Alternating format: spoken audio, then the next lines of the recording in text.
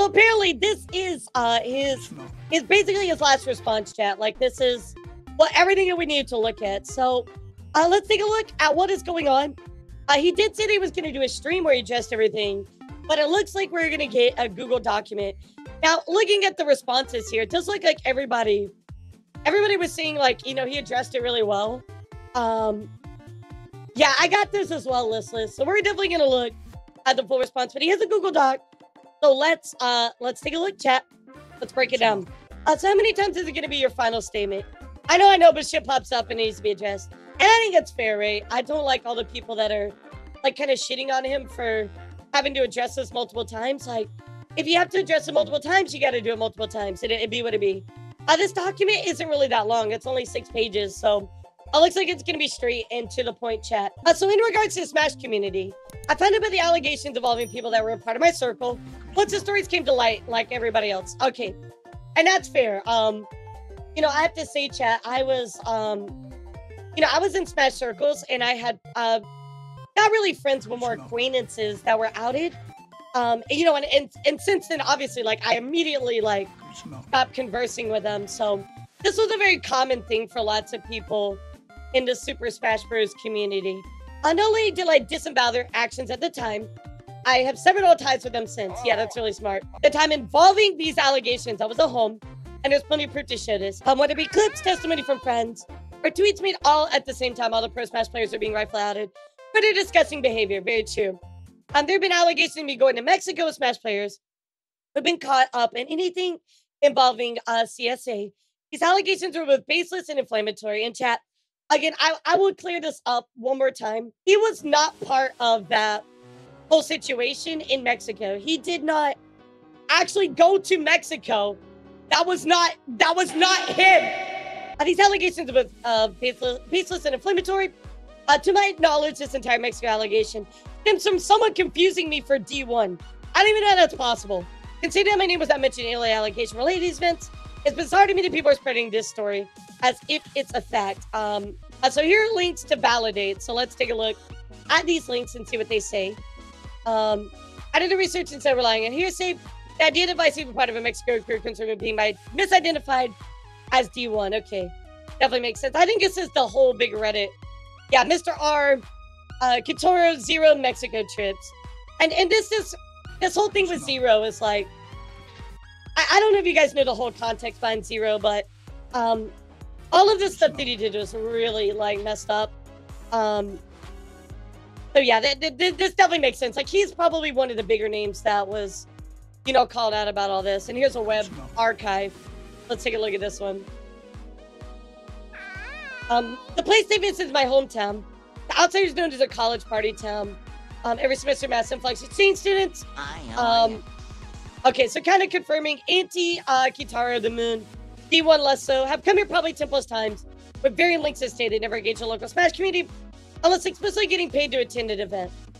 Like you said, they come here exclusively to fetishize and creep on girls. So, coming from 76, yeah, and again, this had nothing to do with Visecs. This was not him. So him being mistaken as D1. Yeah, look, here's a picture. He doesn't look anything like D1. So the initial tweet that went viral was deleted because it came to my attention to the women whose faces are in the video weren't public-facing streamers. You guys made it extremely clear that the reason they were outraged were because this VTuber had her face in the clip, despite the fact that she separates herself from her prior face cam streams. And regarding to Japanese and Korean VTubers doing a GT bit, as previously addressed, that was a clip that I found funny taken out of context, which rightfully pissed y'all off. Okay, so at least kind of taking accountability. I took it down, you know, because, you know, it pissed you off, and that was rightfully so. Few tweets that follow me re-uploading the video were also deleted. And I found that I can just cut the clip out of the video in the YouTube editor, which I did. Deleting the initial viral tweet was the only way I could remove her face from it. Okay, that's fair. I get that. But I do get most people will say, oh, you take down a post on Twitter, you're guilty. Which isn't always the case, chat. Just because you take down a post does not mean that you're immediately guilty. You know, there's outside circumstances. It's not admission of guilt. So I don't understand really why people kind of always jump right into that. And I'm not a big fan of that. Again, it's very much like, it reminds me of guilty of association. Like, it just doesn't make sense. Now, responded by threat by my ex, I'll adjust my behavior towards her and our DMs first. Because we had previously established business arrangements, we decided to keep those arrangements going until they were completed. Okay, very fair. In hindsight, this is a terrible idea. Top 5 worst ideas imaginable. Because we just came out of a toxic relationship. And the window staying open for us to converse inevitably led to arguments about the relationship. Yeah, I see why that was a bad idea. It was a toxic relationship that led to a lot of strong negative emotions from both parties. Does that make it okay? No. Absolutely not. It's disrespectful, and I'm wearing that. It is what it is. Okay. We saw a lot of the ones where he was being very disrespectful to his ex.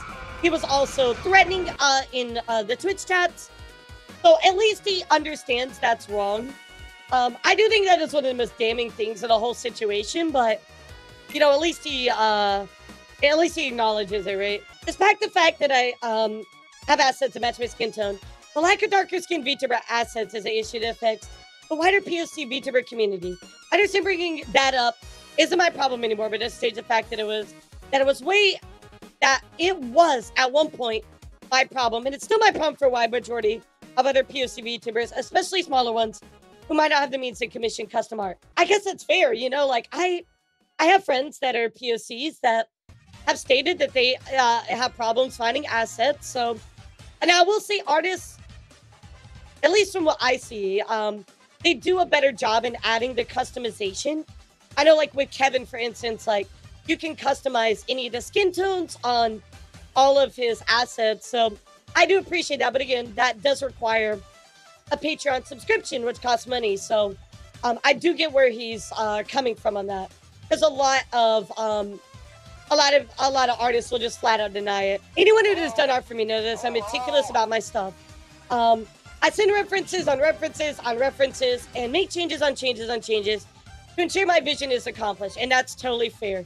Rightfully so, as a creator, you should get what you want. That's not a problem. To the point where it gets fucking annoying for the artists.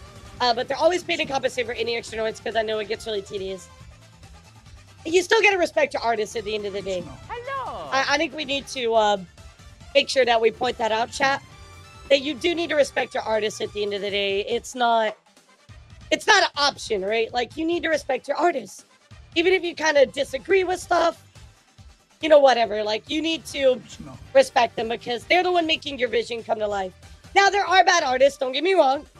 I always tell people, like, communicate. There's no point in getting mad with each other. Every artist I've ever worked with can attest to this. Everything from pics of camera and still some Sir Payload videos and images found on Google. I was no longer using the models she made, so I needed them redrawn. When the same references I provided to her, there's no plagiarization on the side of the new artist. Everything was done by them through references that I sent. I think the problem that his ex had was that he never reached out for permission, and that's the problem. Like, you do need to reach out for permission to your artists when you're doing any type of modeling. Like, if you're getting it made in 3D, you still need to ask, you know? But I can kind of see how they had a really bad relationship. And so, you know, that did cause issues with that whole like, kind of like pipeline of stuff happening. Everything else was ideas I came up with and explained in detail, as I always do when commissioning art. Again, having to decide to opt for a different model. For drawings are scrapped, I move exactly forward with other artists to bring my ideas to life. Since I don't know how to draw, but I know exactly what I want. And that's fair. That's what most of us do. I always practice good business. Any artist I've ever worked with throughout my career can attest to this. What this does is perpetuate a falsehood of poor business practices on my behalf when the truth is very much otherwise. Here's a reference in the final. Gotcha, okay. So again, I do want to know about the payments, because that to me is one of the most damning parts. In regards to the payment of the model question, we agreed upon two things. Payment was to be made in $500 installments. However, I also made it very clear that due to my current circumstances and prior arrangements, payments might be sporadic. Okay. We did not have that information before. I've also made 3 payments thus far, with the intention to pay for the month of May, which payouts being on the 15th, meaning I will have made a good on 4 of the 6 payments. Okay. Framing it as if I was not planning on making good on agreed upon payments is disingenuous and harmful. Okay, and this is true. Fair enough. So he said that they're supposed to be made in $500 installments, and his payments would be sporadic, as long as it was completed by the end of the year. The amount $6,000 be paid or an agreed upon due date, December 24th. Okay, so this makes a lot more sense. He did say it would be sporadic. It might not be every month, but I will say this: as an artist, I don't really, I don't know if I'm doing art, I would not jive with that, right? I'd be like, nah, you need to make regular payments. But again, that is their agreement. Payments so far were the most recent being last month. We also got paid today and to receive another payment today. All right. It's December 15th, January 12th. And okay. Hey, he said the payment, chat. I think the agreement is taking advantage of the relationship a little bit. But we're not ones to decide that, right? It's their relationship and their own conversation to have with each other. So, for the complaints about me spending money on other artists because I'm no longer using a model, then my rights to go to other artists for their services very much. This has no effect on their payments, while I understand that having each other blocked on multiple platforms makes communication difficult. Making things very poorly, and being able to reach out to each other outside of business be detrimental as both. Makes sense. In regards to threatening your friend, I gotta wear that. Out of frustration and anger, I expressed to both my ex and her friend that I want to put my hands on them. I'm a very passionate person. I won't lie that my emotions get the better of me, and I act off of impulse. And I think we see that kind of resonates in his content, right? In his answers. It's a problem that I work on every day, and sometimes I fuck up. My excuse just is what it is. I'm a crash out. There was a lot going on between us at the time. We would argue as exes sometimes do, and things would get heated. Again, not an excuse. It just is what it is. It was wrong. I know that it was wrong, and I shouldn't have told her friend that I wanted to plan him. I do appreciate that he's taking accountability. I think that you have to understand the entire situation of he's a very passionate person and what he did is wrong. I guess it's more of the level of how much do you want to hold this against him, right? The way I disrespected Shorty was bugged out. Point blank, period. We should have communicated with each other better. I apologize for my actions. Caused her to think that her art was stolen without credit. However, that is not the case. I would never disrespect an artist's work. I should be credited for anything she made that I use. To her friend again, I shouldn't have said I wanted to plant you. You got dragged into some shit you had nothing to do with. But because I was bugging out of her toxic relationship with somebody I was emotionally involved with to a high degree at the time, while constantly being reassured of us getting back together on her behalf and mine as well. That's very tough. My excuse just is what it is. I appreciate him giving that private context because most people would not be willing to do that. These are remains of a mutually toxic relationship, mixing with business when it shouldn't, and turning more than it should have. What's up, Mexican Panda? We would argue, curse each other out, say very hurtful things to each other, etc. But I am by no means a danger to personal safety. I never have been. I would have been best to go in all communication, but hindsight is always 2020. As it was, and as it will continue to going forward, the only contact I intend to have with her will be strictly through continuing to receive the payments for her model, as previously stated, as she has been. That should just about cover everything that needs to be addressed. See you soon. I really do appreciate the explanation about the payments. I think this is great. I do think that the what he said was obviously very wrong to his ex. And he should have established a better line of communication, but again, hindsight's 2020, right? I appreciate that he owned up to the things that he did wrong. I do think that there are still problems with this video. However, I do think that there are some decent points as well. Yeah, I also tweeted out here. He said, Shorty and I had a conversation. We were able to end things positively. Sometimes toxic relationships spill into things. And shit gets really messy. We heard each other and resolved our issues. Right, exactly, Roxas. We're both apologizing. We're staying out of each other's lives. Monetary business handled properly. Credit will be given where applicable. Wow, can't talk. And a properly worded agreement has been reached. Don't attack her. Said that, and I agree with that 100%. I'm really glad they at least had a conversation. We can confirm this as well, because it was also tweeted out here from his ex. So here we have from Wolfens addressing the situation. She's has spoken to the topics that come to a solution. I'll be credited accordingly, and our payments have been discussed and agreed upon, so that's good.